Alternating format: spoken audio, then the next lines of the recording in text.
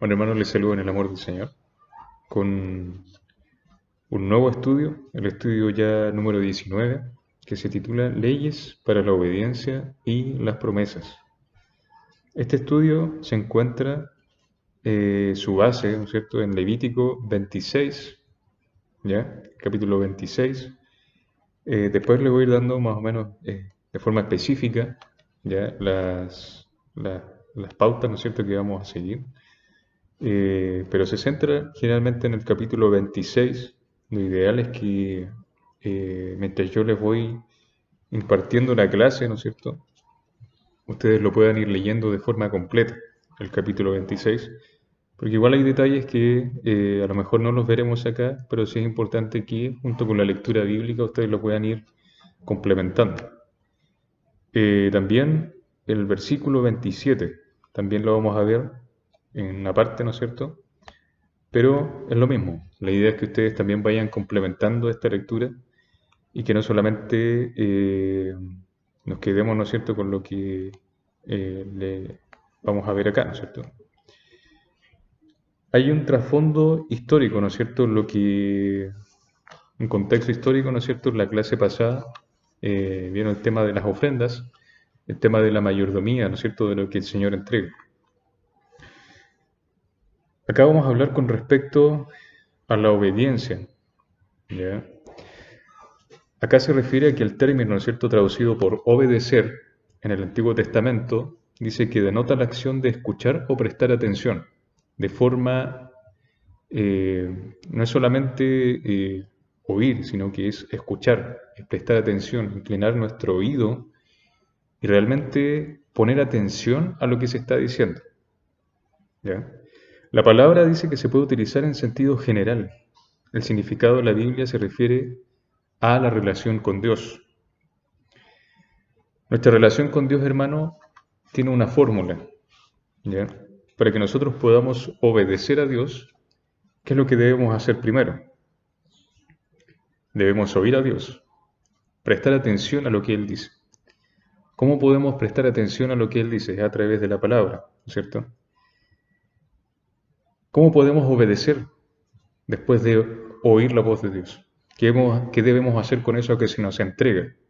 Debemos creer lo que se nos dijo, ¿ya?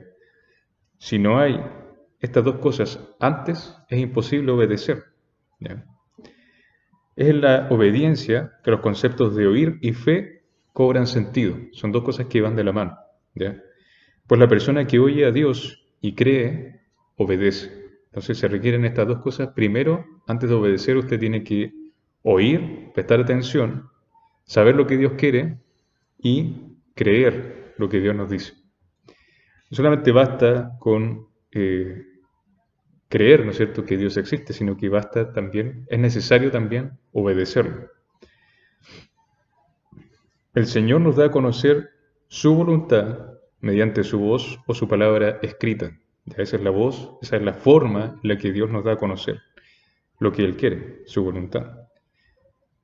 Pero frente a esta voz, frente a lo que Dios quiere, ¿no es cierto?, de nosotros no existe una neutralidad, ¿ya? No hay grises.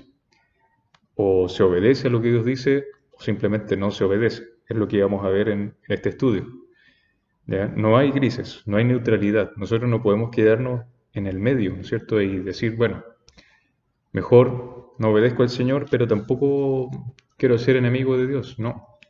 Sabemos muy bien que no hay una neutralidad, no hay un espacio intermedio.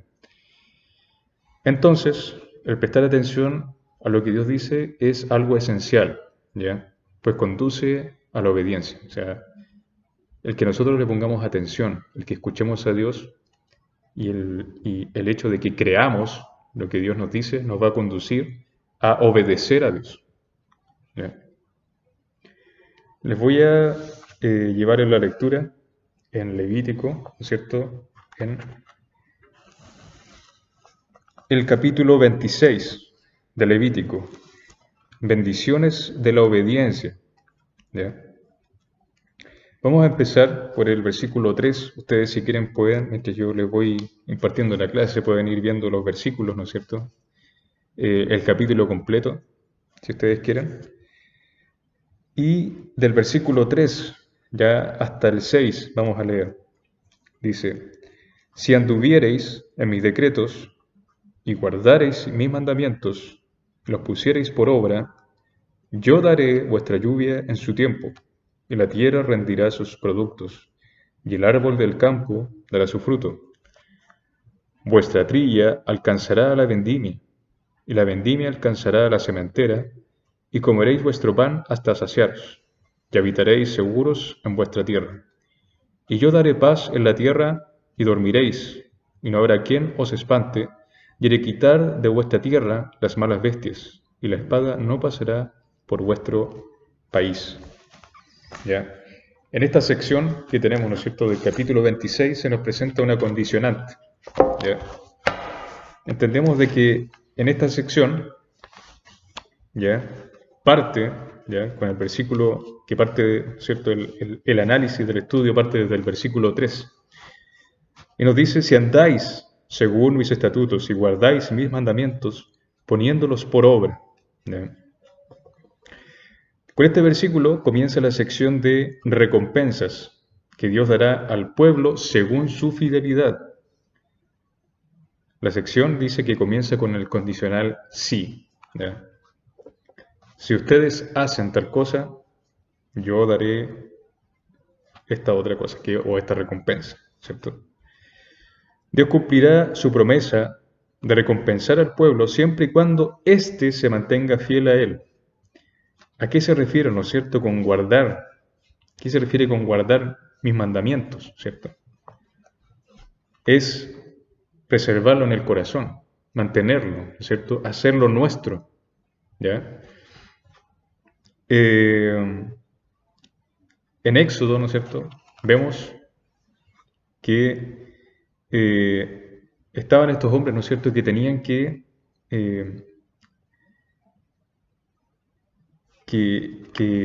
tenían, ¿no es cierto?, esta franja, ¿no es cierto?, que decía consagrado a Jehová, o apartado para Jehová, ¿cierto? Creo que era el Levítico, pero el tema es que Aarón tenía, ¿no es cierto?, una especie como de corona, ¿no es cierto?, lienzo, ¿no es cierto?, que le tenía en su frente, que decía consagrado a Jehová, apartado para Jehová. De cierta manera, el guardar los mandamientos, ¿ya?, de Jehová es hacer esto, ¿no es cierto?, el consagrarnos para Jehová. Guardo lo que Él me dice, guardo sus estatutos, guardo sus mandatos, ¿no es cierto?, los preservo, los mantengo en mi corazón. También en otra parte vemos que lo escribían, ¿no es cierto?, en su frente, y lo usaban también en sus manos, ¿ya? ¿Por qué hacer esto? Lo que yo pienso es importante. ¿Cómo ejecuto lo que yo pienso? Es a través de mis manos. Todo lo que yo creo acá, en mi cabeza, yo lo plasmo a la realidad a través de mis manos, ya sea bueno o malo, ¿ya? Pero lo que yo hago lo hago a través de mis manos. Lo que yo pienso lo ejecuto con mis manos. Por lo tanto, lo que yo tengo acá en mi cabeza, lo que yo guardo en mi mente, es el resultado de mis acciones. Por lo tanto, cuando uno dice guardar mis mandamientos, o si guardáis mis mandamientos, es que si los mantienes en tu mente, si los memorizas, si los mantienes en tu corazón, ¿ya?, entonces las acciones, lo que tú hagas, va a ser el resultado de lo que tienes en tu corazón y en tu mente. Y dice, y guardáis mis mandamientos, poniéndolos por obra. Por lo tanto, lo que ejecute es lo que tiene, es lo que la persona cree, ¿ya? Es una muestra de lo que cree. ¿Ya? Esta doctrina, dice, afirmaba que las recompensas y los castigos también se recibían aquí en la tierra. ¿Ya?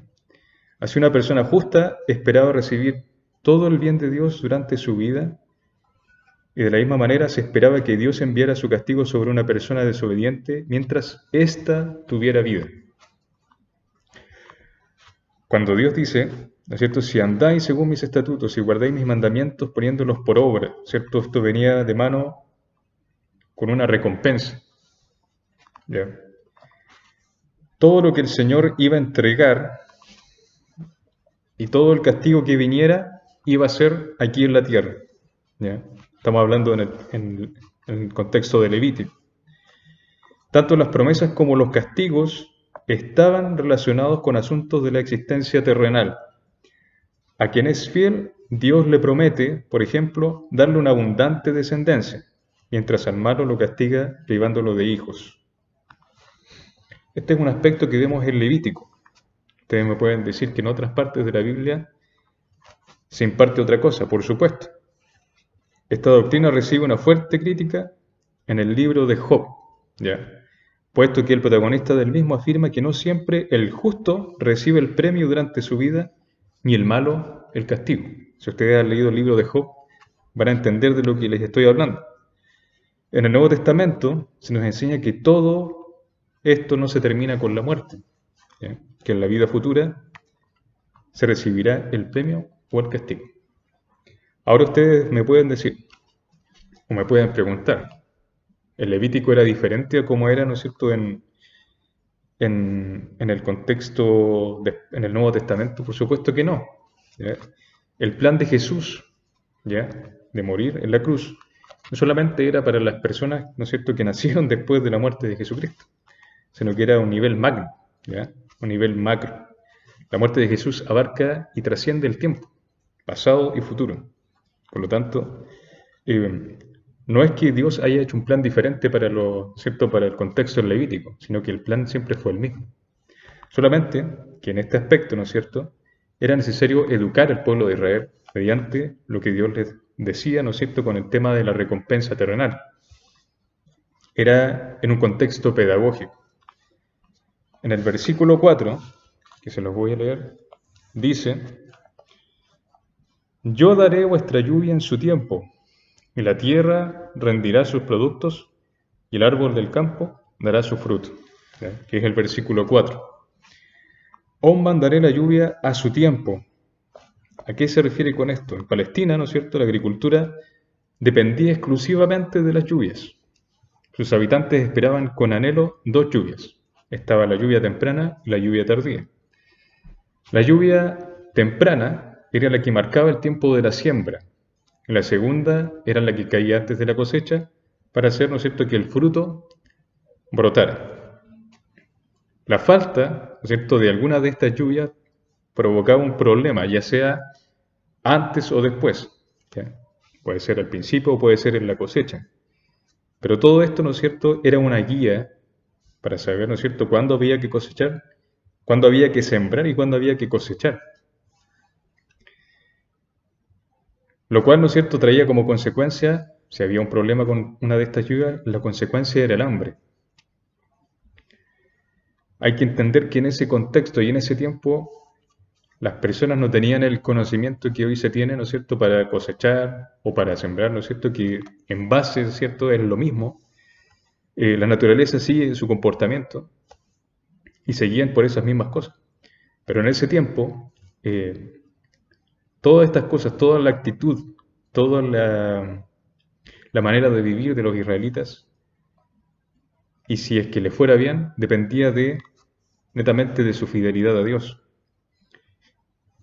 Y no se habla tampoco de una fidelidad externa, porque claro, uno puede servir a Dios esperando su bendición.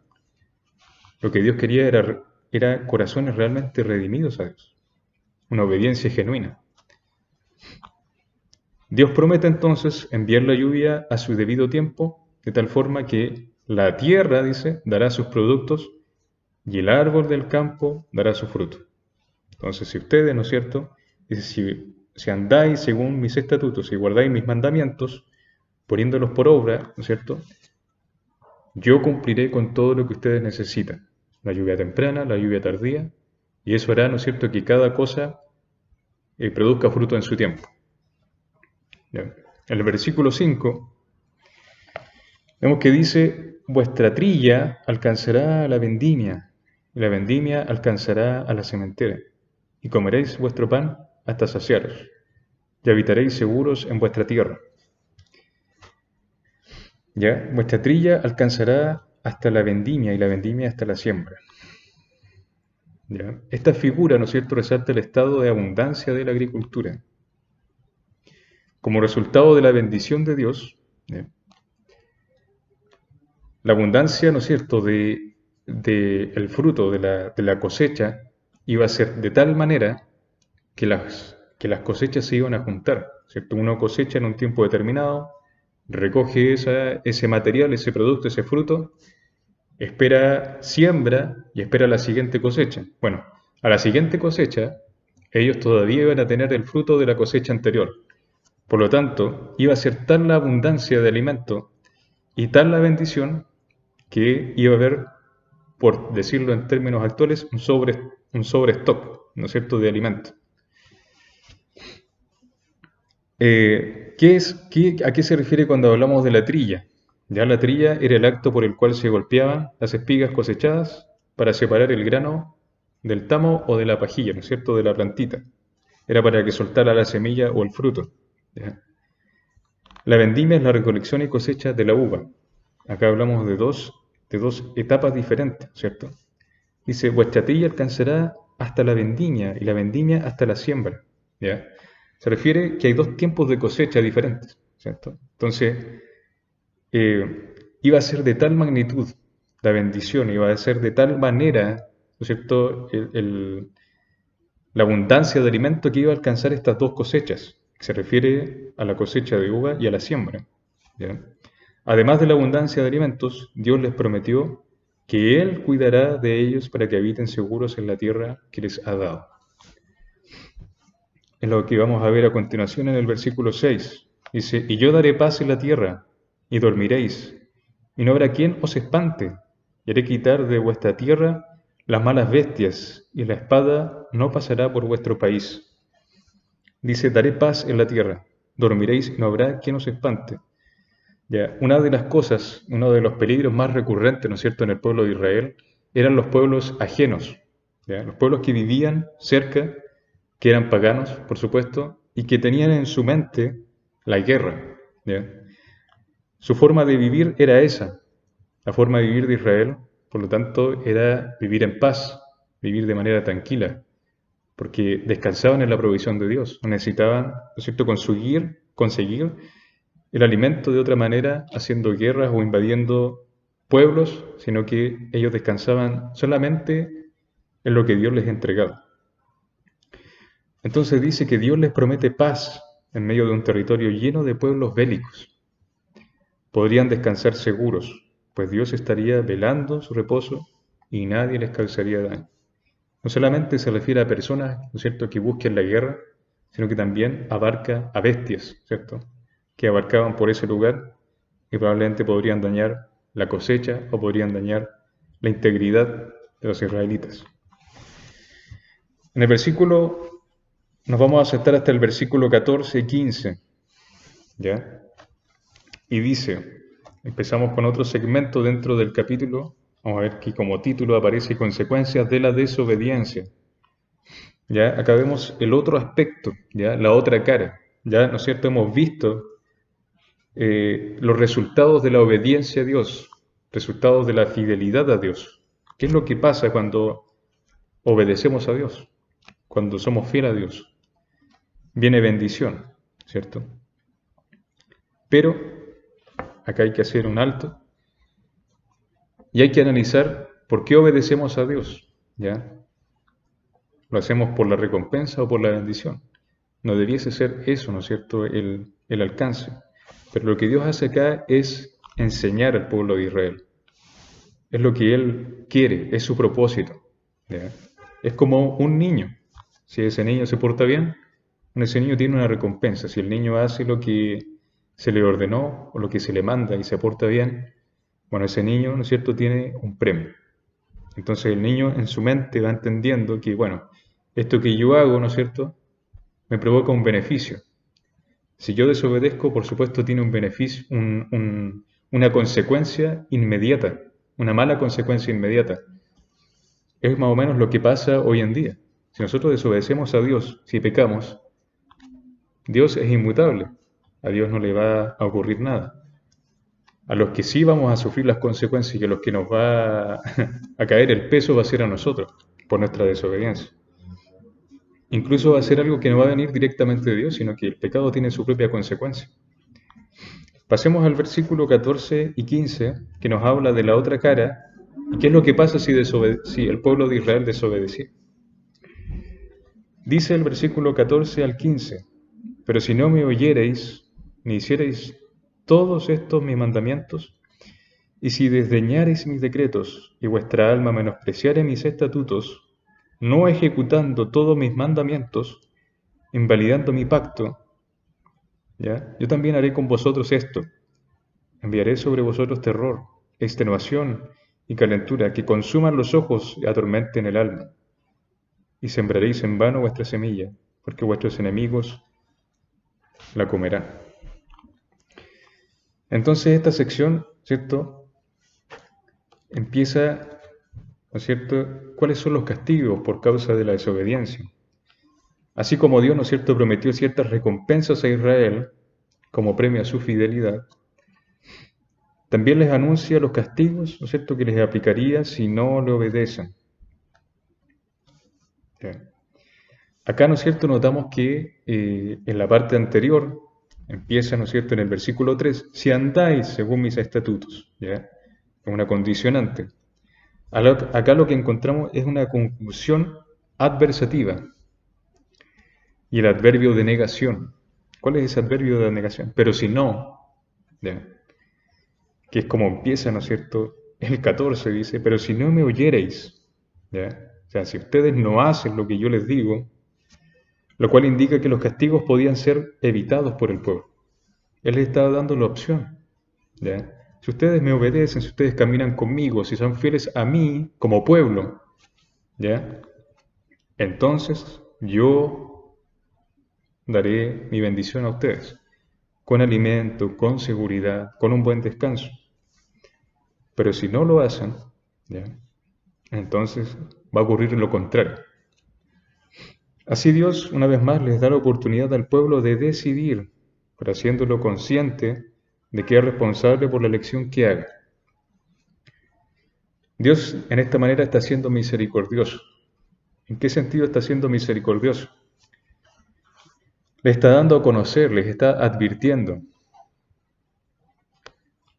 qué manera hubiera sido injusto? No advirtiéndoles claramente, pero Él les está dando a conocer. Si ustedes me obedecen, bueno, tendrán todas estas cosas. Si no lo hacen, ustedes van a sufrir las consecuencias de su propia decisión.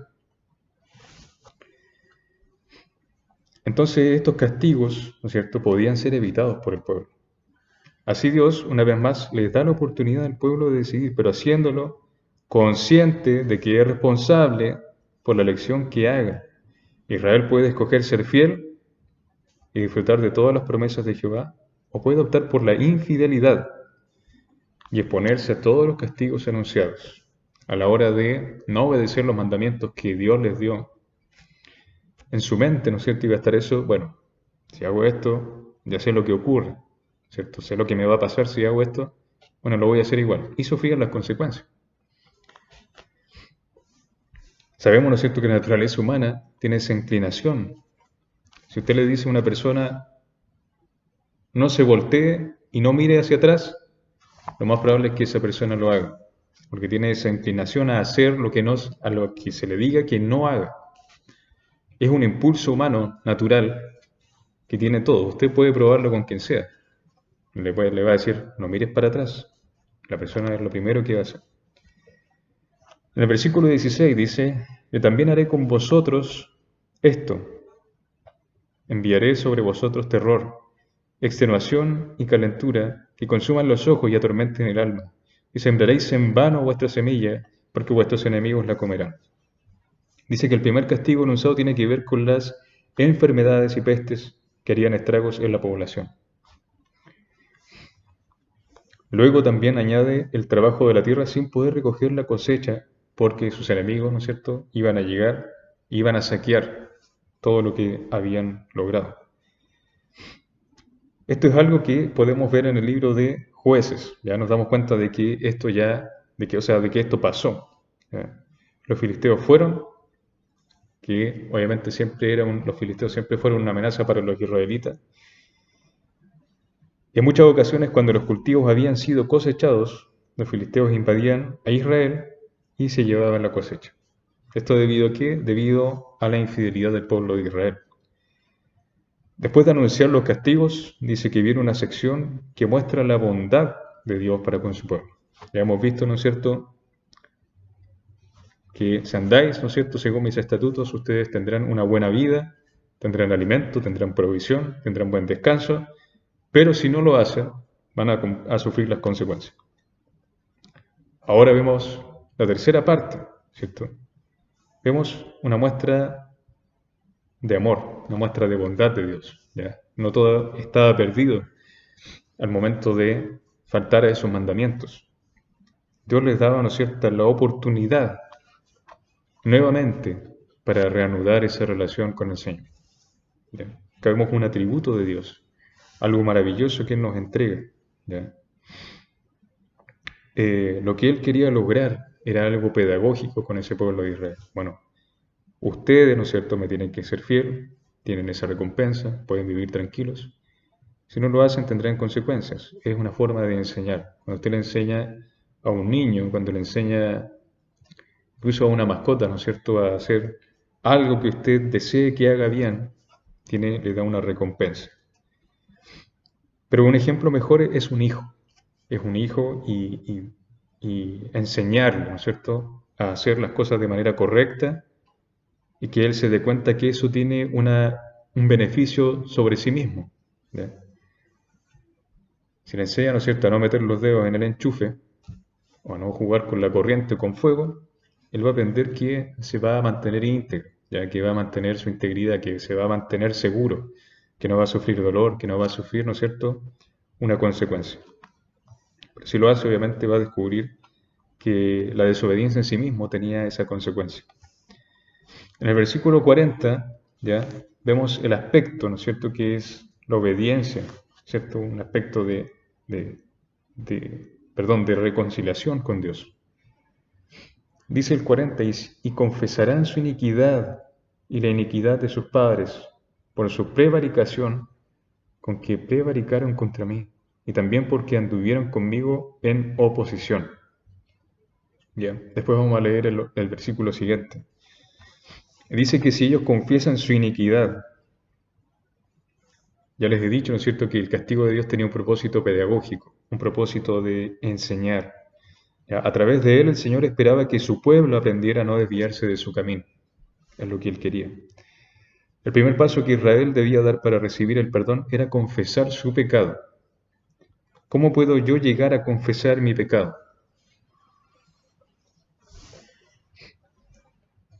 Más de alguna vez yo creo que usted ha evangelizado a alguna persona y le ha dicho, si lo ha evangelizado de buena manera, lo ha confrontado con su pecado. Usted es pecador, necesita de la salvación de Jesucristo, necesita ser redimido por Dios.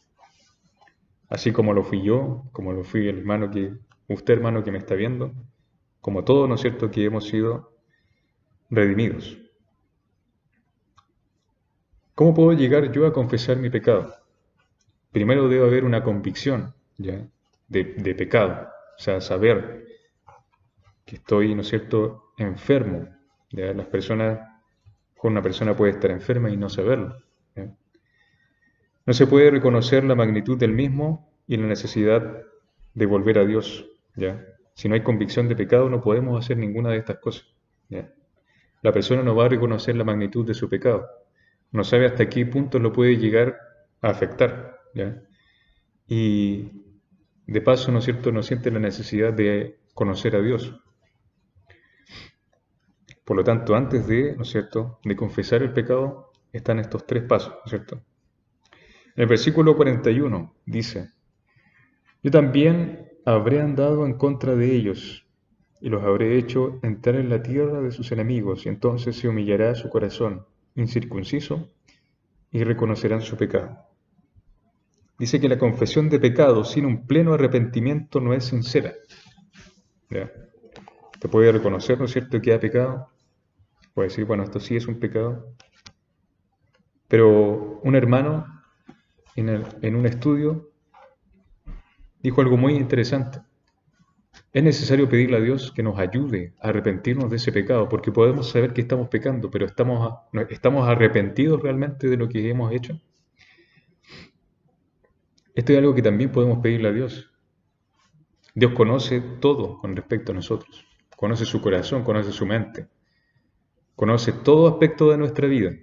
Conoce la duda que usted tiene en su mente. Conoce cuando a usted le cuesta orar, cuando a usted le cuesta pedirle algo, cuando usted ya ha pecado tanto o tiene tanta inmundicia en su corazón que ni siquiera puede alzar su voz y hablar con Dios. Dios conoce todo eso. Por lo tanto, podemos pedirle ayuda para orar, podemos pedirle ayuda para arrepentirnos delante de Él.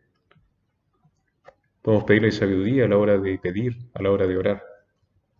Él es Dios y Él nos puede ayudar en cada aspecto, en cada cosa que nosotros le pidamos, Él nos puede ayudar, nos puede facilitar las cosas. Por lo tanto, si usted tiene ese pecado y sabe que a lo mejor ha pecado y lo confiesa delante de Dios, pídale al Señor que le ayude a arrepentirse de forma genuina, que ponga un arrepentimiento genuino. Entonces la figura de corazón incircunciso apunta hacia la actitud del leal de Israel. ¿Ya? ¿A qué se refiere con alguien incircunciso? ¿Ya? La circuncisión, ¿no es cierto?, era señal del pacto. Era señal de que esa persona tenía una relación con el Señor.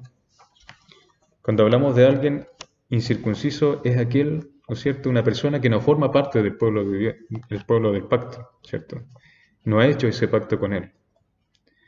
Entonces Israel llega a desviarse de los mandatos de Dios, pero luego siente un sincero y profundo dolor por haberlo hecho y le pide perdón, entonces Él extenderá su misericordia y le perdonará.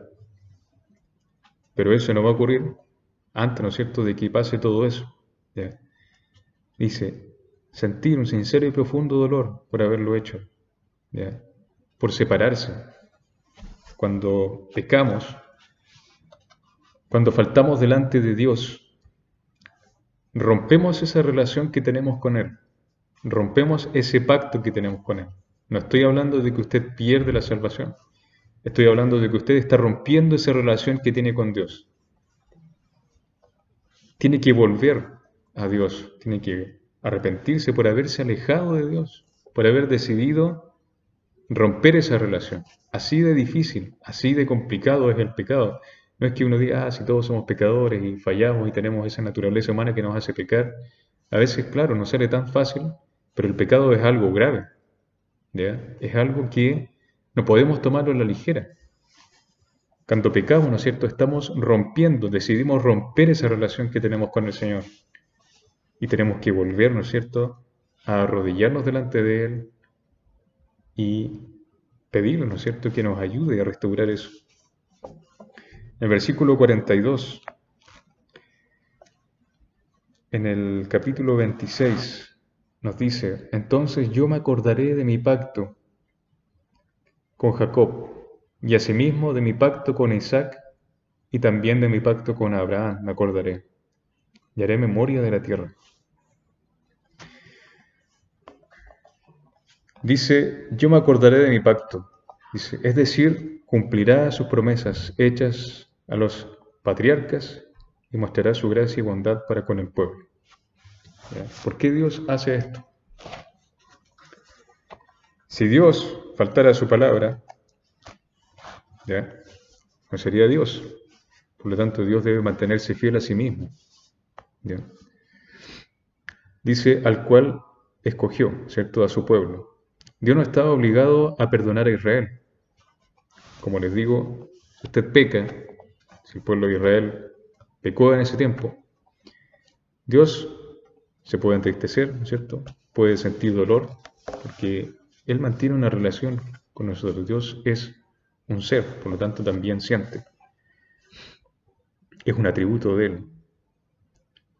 Pero a Dios no le va a afectar. Dios es inmutable, ¿ya? Él no cambia. Por lo tanto, si usted peca, el que tiene esa consecuencia de su pecado, del pecado, es usted mismo. Entonces Dios no estaba obligado a perdonar a Israel, pero Él es un Dios clemente y misericordioso. Y nunca Él va a pagar conforme a nuestra maldad. ¿Se imagina Dios le pagara conforme a nuestro pecado? Creo que ya no existiríamos, ¿cierto? De acuerdo a nuestra maldad.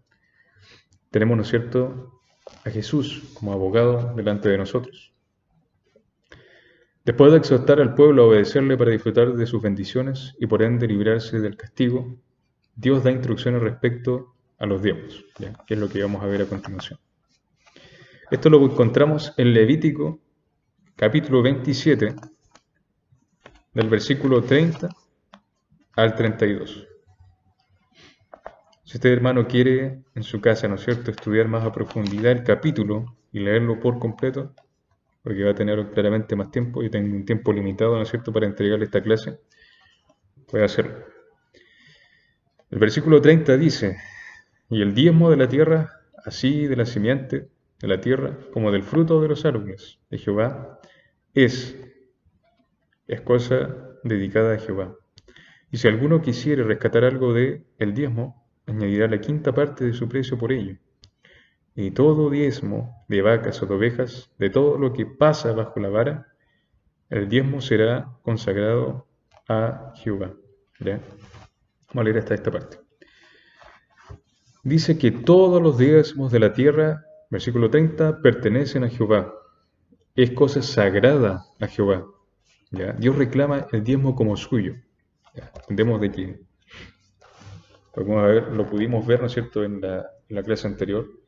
Entendemos que con respecto a la mayordomía, ¿no es cierto?, todo lo que el Señor nos brinda, todo lo que el Señor nos da, es de Él, ¿ya? Nada, ¿no es cierto?, por eso le llamamos Señor, el Señor de todo lo que somos, todo lo que tenemos le pertenece a Él, todo lo que hacemos, ¿ya?, es para Él. Por eso le decimos Señor, ¿ya? Vemos, ¿no es cierto?, que dice, mucho antes de que la ley fuera promulgada ya existía la práctica del diezmo. ¿Ya? Hay que entender también de que de lo que el Señor nos entrega, ¿cierto?, debemos apartar una parte, ¿ya?, para Él. Y no solamente se refiere a, cuando hablamos de mayordomía, ¿no es cierto?, si lo hablamos en términos generales, ¿ya?, debemos apartar no solamente algo de lo que se nos entrega, ¿no es cierto?, en este caso como un sueldo, ¿ya? No solamente en ese sentido, también en el sentido del tiempo, en el sentido general de las cosas, debemos apartar una parte, ¿no es cierto?, para Dios. Entonces, en el contexto histórico, en el tema histórico, ¿no es cierto?, antes de que la ley, ¿no es cierto?, fuera hecha, ya existía, ¿no es cierto?, la práctica del diezmo. Lo vemos en Abraham, ¿no es cierto?, que entregó el diezmo a Melquisedec. Jacob le promete a Dios que apartará el diezmo para él de todo lo que le diera, ¿ya?, una parte. El diezmo equivale al 10% de todo cuanto Dios nos da. Todo a cuanto Dios nos da. No es, ¿no es cierto?, en una sección, sino que en cada aspecto de nuestra vida. Todo lo que el Señor nos brinda, debemos apartar algo para Él, ¿cierto? En este sentido, en el sentido más visible, es en el aspecto monetario, en el contexto de nosotros, ¿cierto? Entonces el diezmo equivale, ¿no es cierto?, al 10% de todo cuanto Dios nos da. Servía para cubrir las necesidades de los levitas, quienes estaban consagrados al servicio de Dios. ¿Ya? ¿Qué pasaba, ¿no es cierto?, con los levitas? Su tiempo de forma completa, ¿no es cierto?, era consagrado al servicio del Señor. No tenían un tiempo, ¿no es cierto?, para ellos, ¿no es cierto?, trabajar o para ganarlo para sí, sino que era el pueblo de Israel el que le hacía, ¿no es cierto?, una parte y que reunía una parte entre todos para poder sostener, ¿no es cierto?, a estas personas que servían a Dios de manera completa. En el versículo 31, ¿ya?, si alguno quiere rescatar algo de sus diezmos, acá debemos distinguir, ¿no es cierto?, entre retener el diezmo y rescatarlo. Cuando hablamos de retener el diezmo, ¿ya?, para luego entregarlo, se refiere a que estas personas que retenían ese diezmo era para añadirlo, ¿ya?, y después entregar una suma mucho más grande. Le añadían, ¿no es cierto?, una quinta parte. Entonces esto se entrega, siendo que, ¿cierto?, se entregaban los diezmos de las cosechas, ¿no es cierto?, de los animales o de otros productos, podía suceder que una persona, ¿no es cierto?, tuviera una necesidad y necesitaba utilizar, ¿no es cierto?, eso que entregó. A eso se refiere con rescate. ¿Ya? En ese sentido, imagínense la forma de vida, ¿no es cierto?, que tenía el pueblo de Israel, y encuentro que era algo maravilloso, porque era un pueblo misericordioso, era un pueblo que era piadoso, ¿ya? Imagínense una persona que ya entregó el diezmo, pero luego tenía una necesidad. Bueno, tú puedes hacer un rescate, ¿ya? Puedes rescatar esa parte. Entonces, podía, ¿no es cierto?, pasar que una persona tuviera la necesidad de utilizar, ¿no es cierto?, algo físico, ¿vale? Necesito ese animal, necesito ese fruto que entregué, esa parte, porque tengo necesidad física, tengo la necesidad, ¿no es cierto?, de comer, alimentar a mi familia, etc. Entonces, en este caso se le permitía rescatar el diezmo, ¿ya? Es decir, pagarlo en dinero y no en especie, siempre y cuando, ¿cierto?, no se tratara de ganado. En el caso del ganado no se podía, ¿cierto? Pero en otras cosas, en otros aspectos sí podía pagar, ¿no es cierto?, una parte, pagar, ¿no es cierto?, en moneda, ¿cierto?, perdón, no en moneda, sino que pagar, ¿no es cierto?, por eso que había entregado y rescatarlo, ¿cierto? Eh, Cuando fuere ganado, ¿no es cierto?, esto no podía ser ni sustituido ni rescatado, ¿ya? Y cuando esto sucedía, la persona hacía evaluar el producto y pagaba dicha suma más la quinta parte de dicho valor, ¿ya? O sea, le agregaba una parte, ¿no es cierto? O sea, suponiendo, ¿no es cierto?, el costal, ¿no es cierto?, el saco de manzanas valía, ¿cierto?, 10, bueno, le agregaba una quinta que ya serían 15, ¿cierto? El versículo 32 dice que el décimo será consagrado a Jehová, ¿ya? Eh, Cuando hablamos, ¿no es cierto?, de esto, la figura de un pastor apartando, ¿no es cierto?, de entre su rebaño su diezmo para Jehová, que es un ejemplo, ¿no es cierto?, que nos entrega el estudio para entender a qué se refiere, ¿ya? Dice que los rabinos explican, ¿no es cierto?, este versículo, diciendo que cuando un israelita tenía que dar el diezmo de sus rebaños, que encerraba a los animales en un corral y los hacía pasar por una puerta estrecha, ¿ya? Los evaluaba, ¿no es cierto?, de uno en uno, iban pasando y los contaba. Iba contando las ovejitas, ¿cierto? Iban pasando por esa puerta, uno, dos, tres, hasta llegar al décimo. Cuando llegaba al décimo, ¿no es cierto?, marcaba la ovejita y después esa oveja era apartada, ¿cierto? Entonces a la salida del dueño iba marcando con ocre, ¿ya? El décimo animal lo marcaba con ocre, sin examinarlo, y lo consagraba a Jehová. O sea, a esto se refiere con apartar la décima, lo que responde por tradición. ¿Cuál es la enseñanza, hermano, de este estudio? ¿Ya? Eh, una de las enseñanzas es que somos responsables por las decisiones que tomamos, ¿ya? Cuando, cuando llamamos a Dios nuestro Señor, ¿ya?, y formamos una relación con Él, cada día, ¿ya?, es una oportunidad nueva y debemos dar misericordia a Dios, porque Él es el que permite que nosotros respiremos y que podamos disfrutar de esta maravillosa relación con Él. Podemos hablar con Él, leer su palabra, conocerlo cada día más, entender cómo es Él, vivir en comunión con mis hermanos, entender, ¿no es cierto?, qué es lo que Él quiere para nuestra vida en cada aspecto. No solamente el domingo, ¿no es cierto?, a leer la palabra y nos desentendemos en la semana, sino que cada aspecto, cada punto de nuestra vida es una relación con Él. Entonces, cada decisión que tomamos, ¿no es cierto?, en cada aspecto de nuestra vida, va a ser responsabilidad nuestra, ¿ya? A Dios no le va a afectar, ¿no es cierto?, nuestro pecado, sí se puede entristecer, pero Él es inmutable, ¿ya? No le hacemos daño con nuestro pecado, el daño es para nosotros. Por lo tanto, ¿quién es responsable de ese daño? Somos nosotros mismos. El otro aspecto es que nuestra fidelidad a Dios nos permite disfrutar de sus bendiciones. Siempre a veces ¿no es cierto?, como tradición, ¿no es cierto?, no es algo malo y no es una mentira, ¿cierto? Pero nuestro objetivo, ¿no es cierto?, de buscar a Dios debe ser el conocerlo más, debe ser el saber más de Él, el disfrutar de esa relación, ¿cierto?, de esa gracia bendita que Él nos entregó a través de ese sacrificio, ¿no es cierto?, por nosotros, es agradecimiento a Dios, ¿ya? Eh, el mantener esa relación debe ser en agradecimiento. Sí puede ser, ¿no es cierto?, disfrutar de sus bendiciones. Usted, ¿no es cierto?, tiene su alimento, tiene el cobijo. Quizá a lo mejor ha pasado por necesidad, pero Dios lo ha bendecido, ¿ya? Nos ha bendecido hasta ahora. Y eso no lo podemos nosotros descartar, ¿ya? Hemos estado seguros, podemos descansar tranquilos, podemos comer, respirar, disfrutar de nuestra familia. Muchas veces son bendiciones que a veces, ¿no es cierto?, no contamos o no las admiramos porque no son grandes milagros, ¿no es cierto? Pero sí son bendiciones que están todos los días, ¿ya? Estamos disfrutando de eso. Entonces dice que Dios nos promete derramar sus bendiciones sobre nosotros, pero espera que voluntariamente le obedezcamos en todo.